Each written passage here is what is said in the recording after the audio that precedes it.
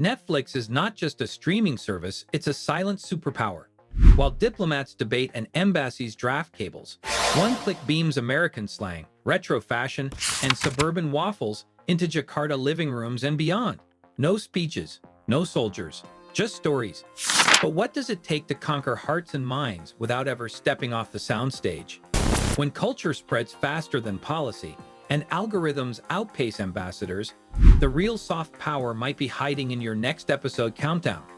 Subscribers of The Lost Art, welcome to the empire of the endless scroll.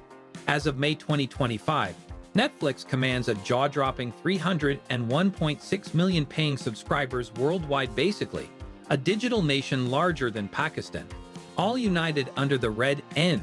That's a 12.5% jump in just 1 year, thanks to sneaky ad tiers and a password crackdown that would make the NSA proud. Think about it. 1 in every 26 people on Earth now mainlines their cultural fix from a little server farm in Los Gatos, California. That's more influence than CNN, the BBC, and the Pope's Twitter feed combined on any given Sunday. In France alone, over 10 million binge-happy subscribers could swing an election, which explains why Macron watches cliffhangers like his job depends on it. And here's the kicker. Streaming is not just winning, it's devouring. TV. Viewing minutes spent on streamers surged from 26% in 2021 to a massive 45% today.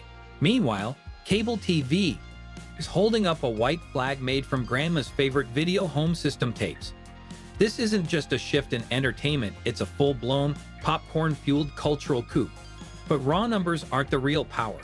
Wait till you see what those millions of eyeballs are actually watching next. The dirty secret. Netflix's algorithm is not just smart, it's a globe-trotting cultural smuggler in a hoodie. Crunching over 300 billion daily events, it does not just predict what you'll watch next, it engineers what the world should absorb. And what travels well, according to Silicon Valley code speak, is American culture in high-def disguise.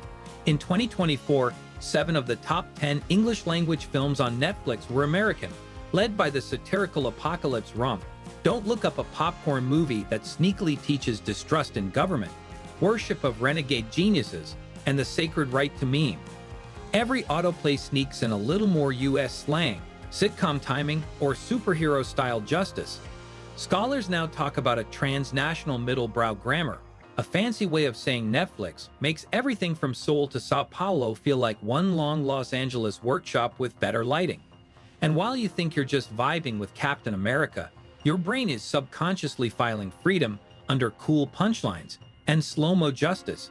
No need for tanks or treaties, just a Wi-Fi connection and a good thumbnail. Still think this is harmless entertainment? Wait until you see how local flavor is scripted to taste like ketchup. Local originals, federal recipe, how it works. Sure, Netflix boasts a dazzling array of local originals, proudly ticking the EU's 30% European content box. But look closer, and it's more of a cultural costume party than a revolution. Those homepages still scream US blockbusters because while catalogs are regulated, algorithms are not, so your recommended watch list is basically a Trojan horse in French culture.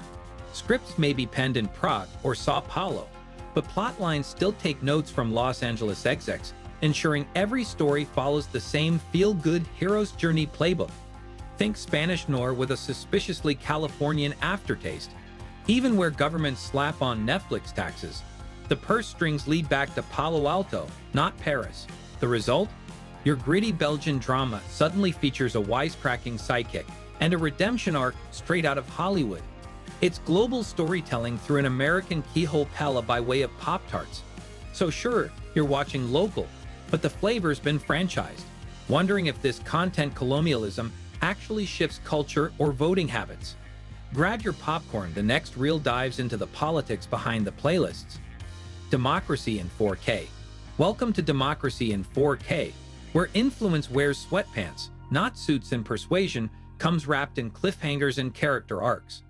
According to a 2024 international study, binging Netflix actually nudges global viewers, especially Gen Z, toward warmer feelings about the US, not because of flag-waving, but thanks to empathetic storytelling and charismatic leads who just happen to recycle and support LGBTQ rights.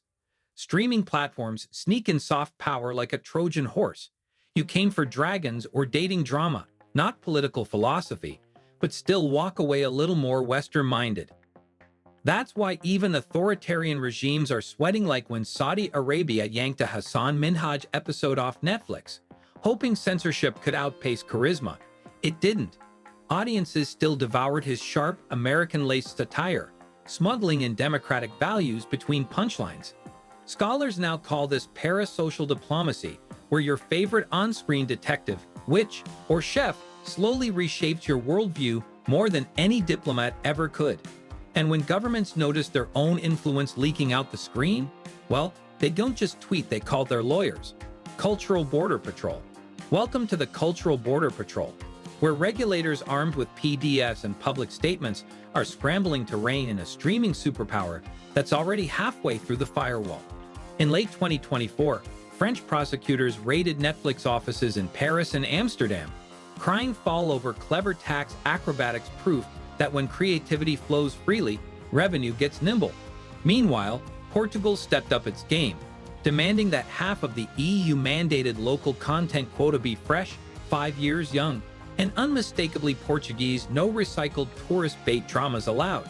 And in a 2025 twist that left cinephiles clutching pearls, Netflix teamed up with French broadcaster TF1 to stream live TVS, like it's 1998 again, smoothing relations while locking down couch dominance. These moves are not just policy tweaks, they are panic responses to a deeper truth. Culture now travels faster than any law can chase it, morphing across borders like memes on a mission. And regulators, they are stuck playing customs officers in a teleport station, scanning content with outdated scanners, while Netflix beams ideology in HD. So who's prepping their own cultural counterstrike? Buckle up, the next act is global. The Streaming Cold War. Welcome to the Streaming Cold War, where global influence is not dropped from planes, it's autoplayed in HD. South Korea fired the first stylish salvo with K-dramas like Squid Game, flipping the script so hard that American viewers now read subtitles voluntarily. Plot twist of the decade. Meanwhile, China pulled the plug on Netflix, but kept cherry-picking its content, licensing hits while fuming online over 3 body problem tweaks that turned sci-fi into geopolitical fuel. It's clear now, whoever owns the narrative wields the power, and pixels beat pamphlets. Yet despite this rising competition, the US still leads the global soft power index 2025, Netflix in one hand, memes in the other, topping the media and comms leaderboard with a cool 79.5. Cultural dominance has never looked so bingeable. Ideals now come wrapped in love triangles, plot twists, and limited series. This isn't diplomacy, it's digital dramaturgy. Your feed is a battlefield, your favorites list a soft power scoreboard, and the war, it's subtitled, serialized, and streaming worldwide. Conclusion. Fade out. Roll next episode timer, because culture, like Netflix's UI, never really stops. It just buffers before the next global drop. That Jakarta teen? They're not just watching the show. They're living the remix, where Stranger Things slang meets street food, and soft power slips in smoother than a cold open. What started as screen time turned into screen influence, spreading American beats beneath local storylines, autoplaying values with every skip intro. Netflix didn't just stream content, it streamed identity, diplomacy, and a worldview with snackable pacing. Sure, nations can raise paywalls, write quotas, or queue up their own cinematic universe, but the cultural chord still lands on in Los Angeles. Note, mixed with emojis and dubbed in 12 languages. It's not empire by force, it's empire by fandom. And as the credits roll, remember, the algorithm never sleeps, and neither does the story. If this deep dive into Netflix's global mind bend blew your brain like a season finale twist, smash that like button. Subscribe for more stories where culture, tech, and politics collide harder than 2 plot lines in a crossover episode. And hit that bell icon, because in the algorithm's world, missing an upload is basically a cliffhanger.